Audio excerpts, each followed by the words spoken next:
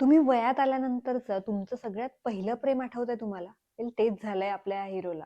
आणि तेही एका अशा व्यक्तीवर जी त्याच्यापेक्षा वयाने बऱ्यापैकी मोठी आहे, जिला तो वहिनी म्हणतो. वेल प्रेम म्हणा, आकर्षण म्हणा, ओढ म्हणा, हॉर्मोन्स म्हणा, काहीही म्हणा. पण फक्त त्या व्यक्तीचं समोर दिसणं, त्याच्यासोबत असणं आणि हसणं एवढ्याच काय त्या माफक अपेक्षा. त्यानंतर जेही काही घडतं ते त्याच्या दृष्टीने अश्लील आहे. शी. आपल्या स्टोरीत विलन पण आहे आणि विलन कोण आहे? हिरोचाच मित्र. शाळेत असताना आपल्या ग्रुपमध्ये एक व्यक्ती असायचा ज्याला वयापेक्षा ना जरा जास्तच गोष्टी समजायच्या आणि जो स्वतःला स्टड समजायचा. येस, तोच. वहिनी काय आणि टहिनी काय सगळ्या सारख्याच. चांगला गोरा बुरका पोरगा दिसला की लागला गालगुच्च्या घ्यायला. आपल्या दुसऱ्या विलन आपल्या कॉलनीतल्या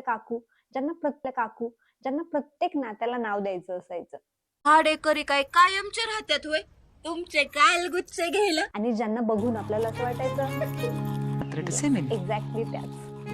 वयात येताना होणारे शारीरिक आणि भावनिक बदल, त्यातही हा प्रेमाचा गुंता आणि आपली वहिनी आपल्याला सोडून जाणार आहे ही कळालेली बातमी, या सगळ्यांना आपला हिरो कसा रिॲक्ट करतो ना, हे बघायला मजा येते. मुक्ता बर्वे म्हणजे काहीतरी चांगलंच बघायला मिळणार याची गॅरंटी होती.